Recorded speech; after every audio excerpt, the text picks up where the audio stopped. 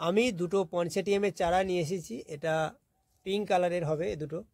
তো এই পনসেটিয়াম খুবই কম মেনটেনেন্সের একটি গাছ, মানে জল খুব কম লাগে এবং রোদ্দুরও খুব কম লাগে, আর গাছে খাবারও খুব কম পরিমাণে দিতে হয়। তো যখন আরও শীত পড়বে তখন এই মাথাটা পুরো পিঙ্ক ভর্তি হয়ে যাবে। এই পাতাগুলো, এইগুলো নয়, এখান থেকে যে নতুন পাতা আসবে পিঙ্ক কালারের, যেটাকে আমরা ফুল বলি, কিন্তু ওটা অ্যাকচুয়ালি ফুল নয়।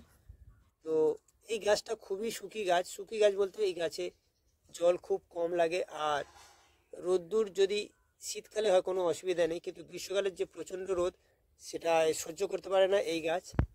আর এই গাছে অতিরিক্ত জল একদমই দেওয়া চলবে না। তো এর জন্য এই গাছে মাটি ওয়েলডেন সয়েল করতে হয়।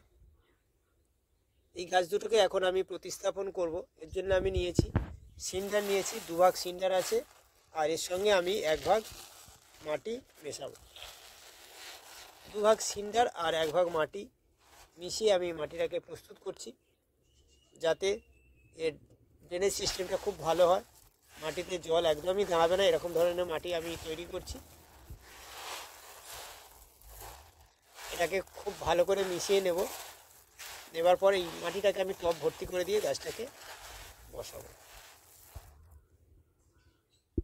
গাছটাকে গ্রো ব্যাগ থেকে খুলে নিয়েছি, দেখুন এই গাছটা। এবারে এই গাছটাকে টবের মধ্যে বসিয়ে দেব।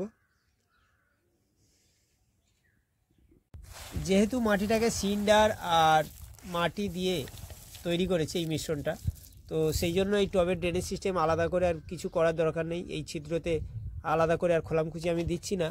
এই সিন্ডারের কিছু অংশ টবের নিচের দিকে দিয়ে দেব।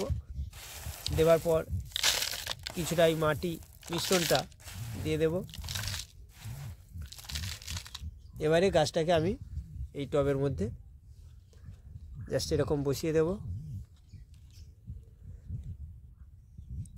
দিয়ে আরও কিছুটা এইবারে মাটি দিয়ে পাশ থেকে ভর্তি করে দেব।